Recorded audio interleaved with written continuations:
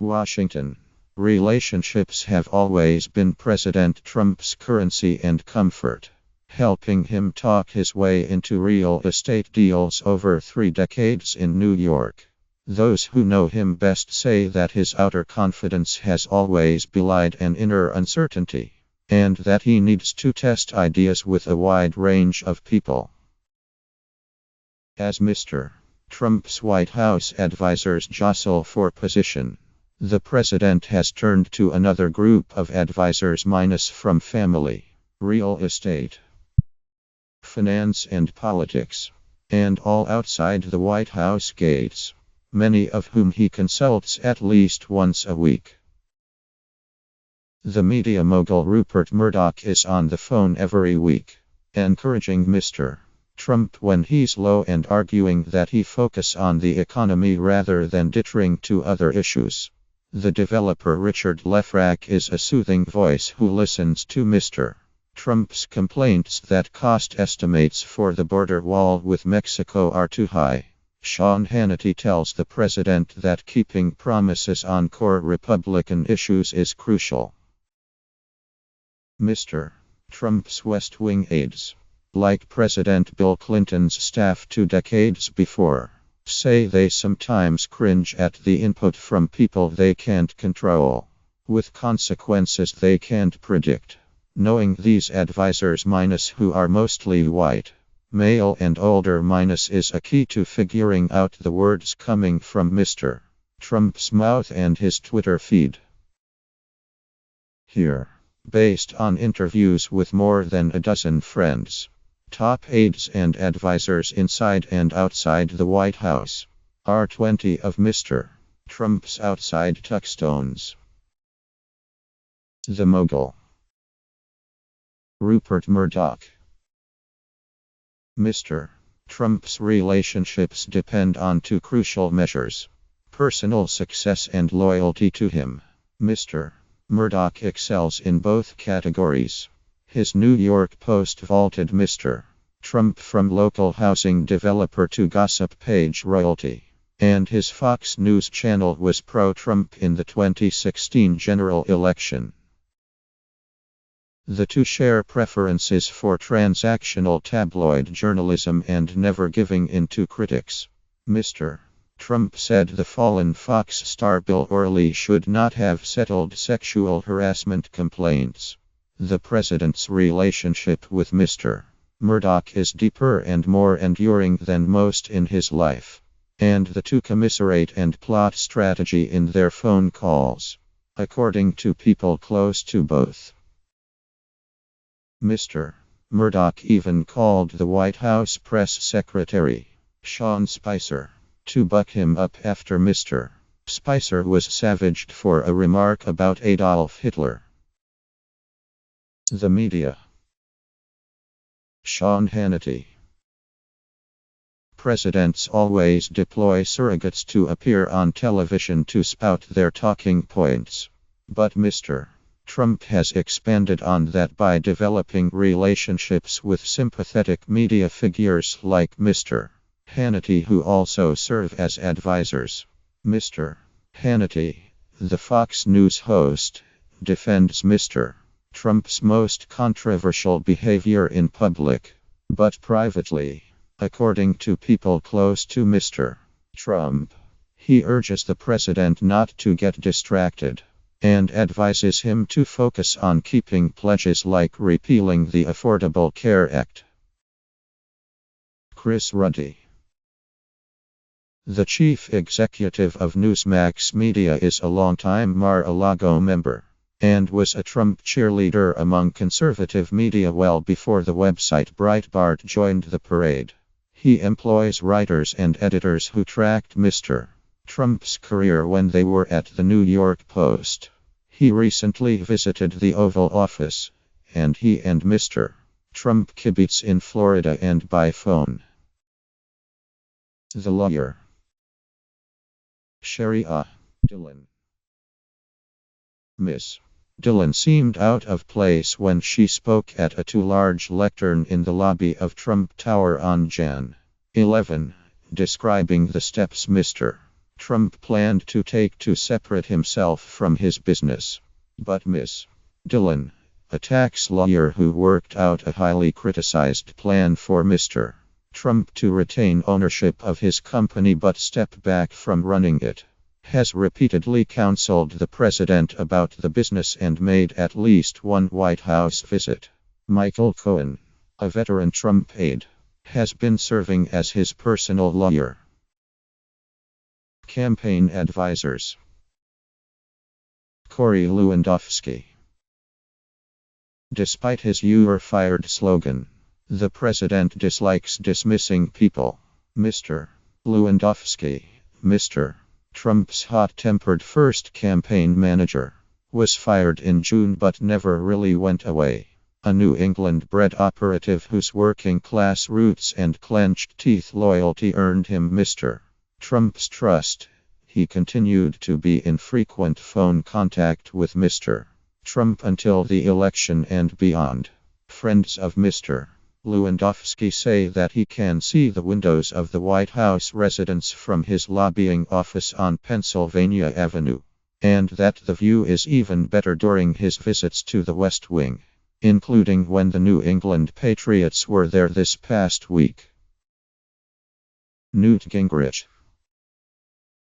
The former House Speaker talks more with Mr. Trump's top advisors than he does with the president, but his presence permeates the administration. Mr.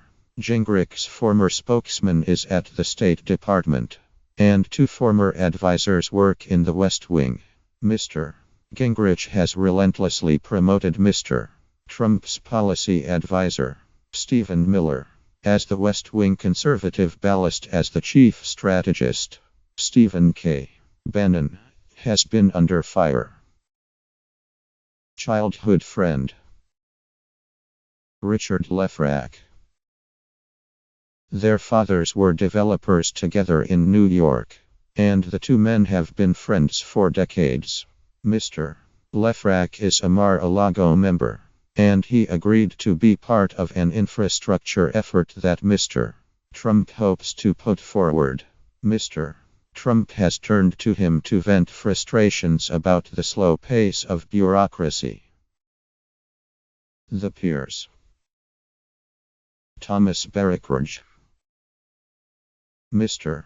Trump divides the people around him into broad categories: family, paid staff, and wealthy men like Mr. Varrick, whom he considers peers. A sunny and loyal near-billionaire who has socialized with the president for years. Mr. Varrick is less a strategic advisor than a trusted moneyman, fixer and sounding board who has often punctuated emails to Mr. Trump with exhortations like "You rock." He has urged Mr. Trump to avoid needless, distracting fights. Under Mr. Varrick's leadership, Mr. Trump's inaugural committee raised a record $106.07 million, much of it from big corporations, banks, and Republican megadonors like the Las Vegas billionaire Sheldon Adelson. Mr. Varrick also helped usher Paul Manafort, the international political operative now under scrutiny for his ties to Russia, into the Trump fold last year. The velvet-voiced Mr. Varrick does not seek out attention for himself, one of the most important and elusive qualities by which the president judges people. Stephen Schwarzman. The chairman and chief executive of the Blackstone Group, Mr. Schwarzman is the head of Mr. Trump's Economic Advisory Council. He and the president don't speak daily, West Wing aides said, but do talk frequently. Mr. Schwarzman has counseled him on a number of topics, including advising him to leave in place President Barack Obama's executive order shielding young undocumented immigrants, known as Dreamers, from deportation. Steve Roth. A good way to get on Mr. Trump's side is to do a deal with him, particularly if it means rescuing him from his own financial crisis. That's what Mr. Roth, a real estate tycoon, did a decade ago when he bought out Mr. Trump's share in a West Side real estate deal that went sour. Mr. Roth, head of Vornado Realty Trust and a longtime Democratic donor, also helped Mr. Trump's son-in-law, Jared Kushner, when he injected $80 million into 666 Fifth Avenue, a Kushner family property in danger of defaulting on $1.01 billion in loans. Mr. Trump speaks with Mr.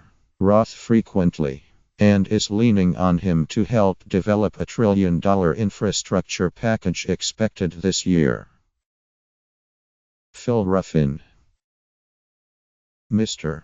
Trump has two zero-odd business partners, but none is closer to him than Mr. Ruffin, 82, a Texas billionaire who has lent his ear and private jet. The president was best man at the 2008 wedding of Mr. Ruffin to his third wife, a 26-year-old model and former Miss Ukraine. Mr. Ruffin has a knack for showing up when Mr. Trump needs him most and remains a die-hard defender. This stuff about him having financial investments all over Russia, that's just pure crap, Mr. Ruffin told Forbes. I went to Russia with him. We took my airplane. We were having lunch with one of the oligarchs there. No business was discussed. Carl Icahn. Rounding out Mr. Trump's roster of wealthy octogenarians is this 81-year-old corporate raider and real estate mogul, who occupies perhaps the most respected perch in the president's circle of businessmen buddies. The affection is long-standing. The Queen's bred Mr. Icahn has known Mr. Trump and his family for decades. It's also numerical. Mr. Icahn is worth an estimated $16 billion. A major plus in the eyes of a president who keeps score. Mr. Icahn serves as a free-roving economic counselor and the head of Mr. Trump's effort to reduce government regulations on business. Man of mystery. Roger J. Stoneridge. Few alliances in politics are as complicated as the 40-year relationship between the Nixon-tattooed Mr. Stone and Mr. Trump. Mr. Stone won't say how frequently they speak these days, but he shares the president's tear down the system impulses and is ubiquitous on cable news, radio and the website infos defending Mr. Trump. The Clubgoers. Ike Perlmutter. Mr. Perlmutter, the chief executive of Marvel Comics, who is so reclusive that there are few public photographs of him, has been informally advising Mr. Trump on veterans issues.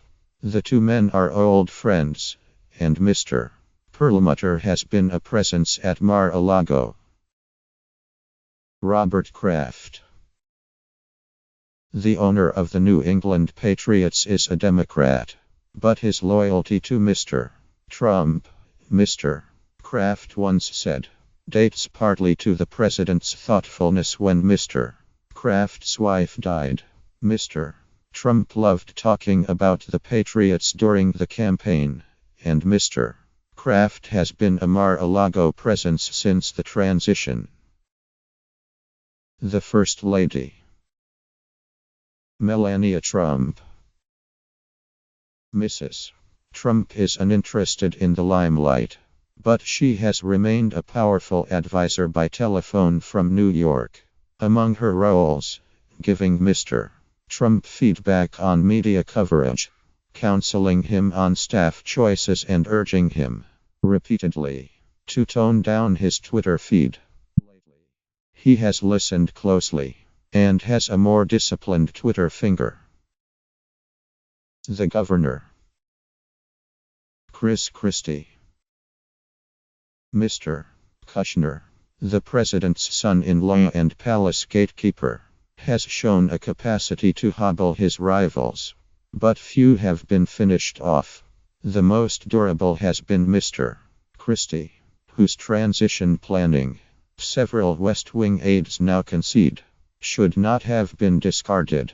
He has been a frequent Oval Office visitor and has worked with the White House on the opioid addiction crisis. The Speaker. Paul D. Ryan. Mr. Trump and the clean-cut and wonky Wisconsinite aren't exactly best friends forever.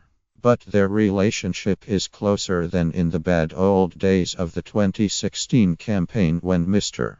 Ryan delayed a hold my nose endorsement of Mr. Trump, whose morality he had long questioned. But as the president's agenda passes through the razor blade gauntlet of the House, where Mr. Ryan faces the constant threat of opposition and overthrow, the two men have become foxhole buddies. The sons. Donald Trumpridge and Eric Trump. The two sons and the president insist they no longer discuss company business. But the family is close, and Mr. Trump still speaks to his sons frequently, inquiring about their lives and searching for gut checks on his own.